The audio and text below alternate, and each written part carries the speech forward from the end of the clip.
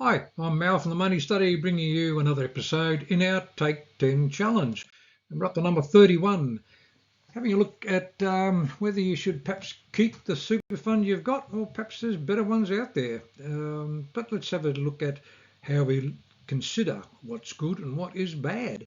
There's our disclaimer today. This is all about facts, it's about figures, it's about information. It's not advice. I certainly cannot recommend a product to you, and I certainly don't intend to start doing that. I'm here to help you understand basically how you can analyse these super funds yourself. So, what is your fund like? Now, obviously, over these last few sessions, we're starting to get a bit of a handle on the sort of things that we can use our super for and some of the benefits and things we need to be keeping an eye on. And so the obvious ones there are fees, but of course it comes down to the fact that there are so many different types of fees. We have an administrative fee, which is just basically the running of the fund. Then we have these things like investment fees. So usually they are a percentage. So the more money you've got, the higher the fee will be, which I've never really understood, to be quite frank, because it doesn't take any more effort to look after 100,000 than it does at 10,000. You just sort of just change the numbers. But anyway, that's how they work. They get their fee by investing your money. So obviously, if the investment fee is higher, and as your dollar value goes up, fees are becoming more and more important. Performance history. Yep, what has this thing done over the last 1 year, 3 year, 5 year, 7, 10, 15, 20? I don't really care what a super fund did in the last year or two. I'm really far more interested in what it can do over 10 or 15 or 20 years. That'll give you a little bit more certainty. There's no certainty in any of this, I suppose, but more comfort that this thing has been able to do good returns over 15 or 20 years. The expectation they should be able to continue to do so.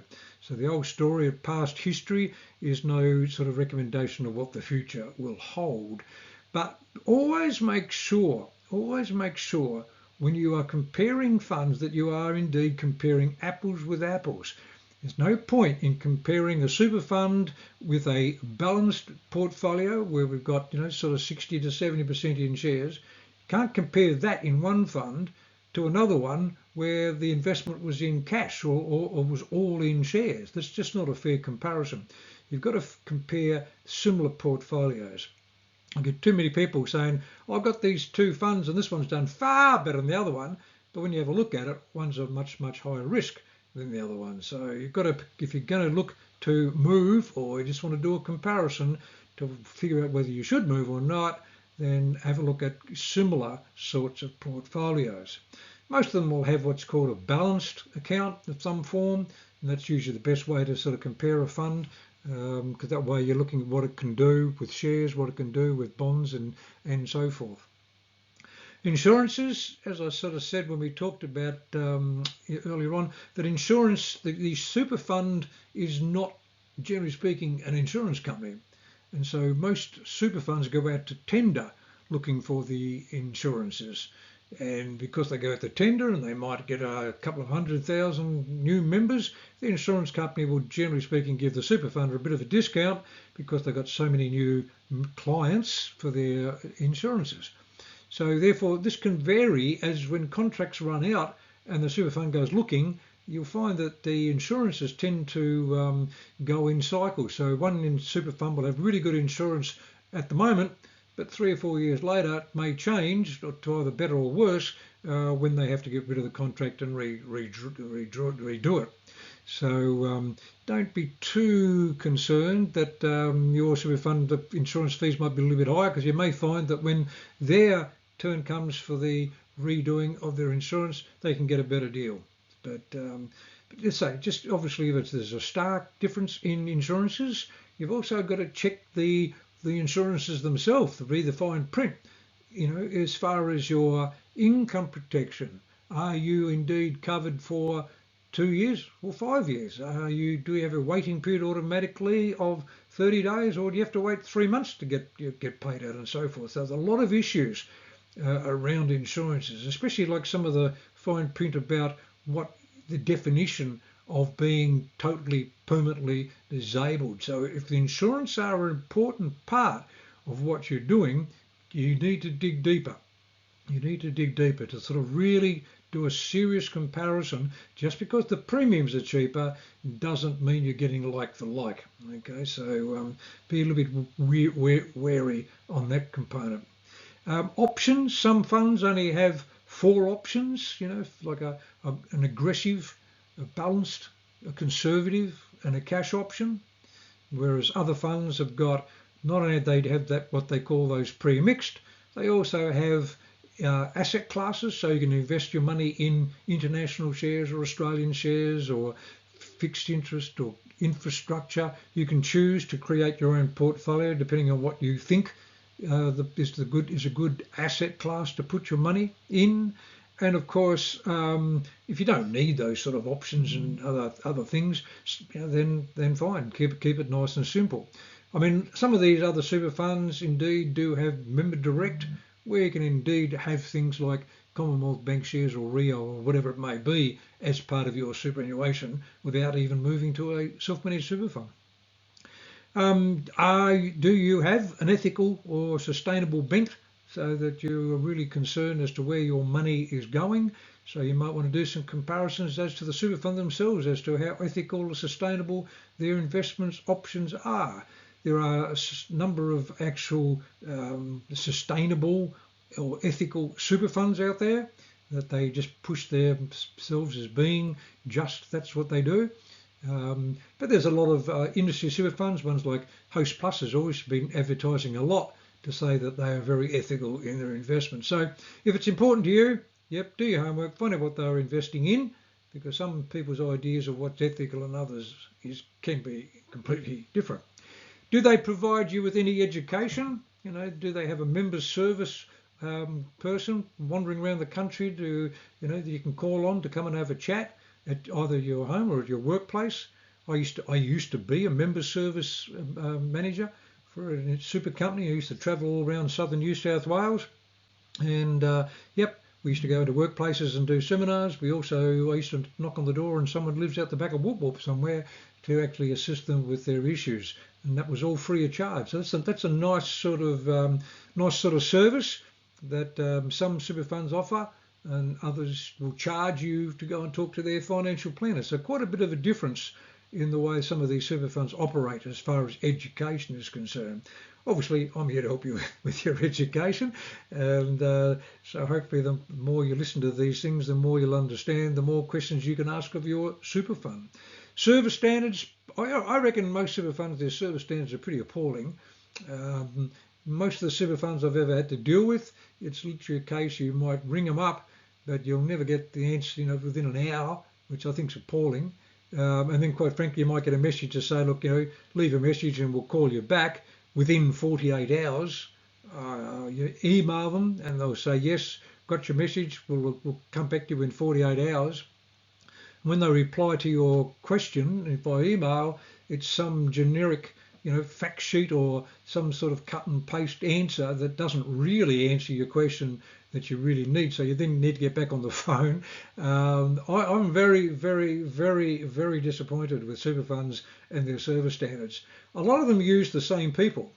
When you ring up, they might have different phone numbers, but they all go, big chunk of them, all go to the same companies. There's AIS, I think it is, in Sydney, and then there's another one down in Wollongong, but literally they just have a different phone number for the super fund, but it's all going to the same call centre, and they just answer the phone as yes, we're such and such a fund, whereas the person sitting next to them is literally doing the same thing for another super fund. I'd much rather deal with the company themselves, because quite often you are talking to these people who have just got scant knowledge, because they're not allowed to give you advice, so don't try and get advice out of them. But they certainly should be able to do more than just administrative work. They should be able to give you some sort of guidance where to go looking if you've got sort of more technical type questions there. But I think, as I say, service standards of super funds really need a bit of a serious kick. Any super fund that can do well on this, I think will do well sort of going forward. There's lots of these superannuation comparison websites. I particularly like CanStar. I like Review My Super, are two sort of very good ones. You can indeed even go to your MyGov account, and on MyGov there's a compare my super tool, and it compares what you've got, and you can punch in the names of a couple of the other super funds you might want to compare to. But people like Canstar offer you this sort of information, and I've just sort of done a snapshot of the first three in alphabetical order there. You know, I'm not highlighting these for any particular reason. I just took three at random as such and did a snapshot.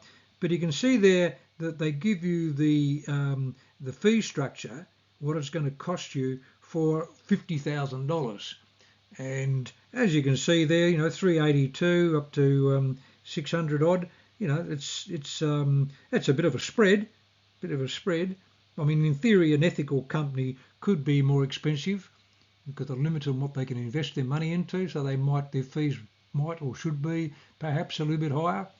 But I'm not really that fussed too much by, say, admin fees, because their admin fee is probably only $100, where the rest of it's made up by investment fees.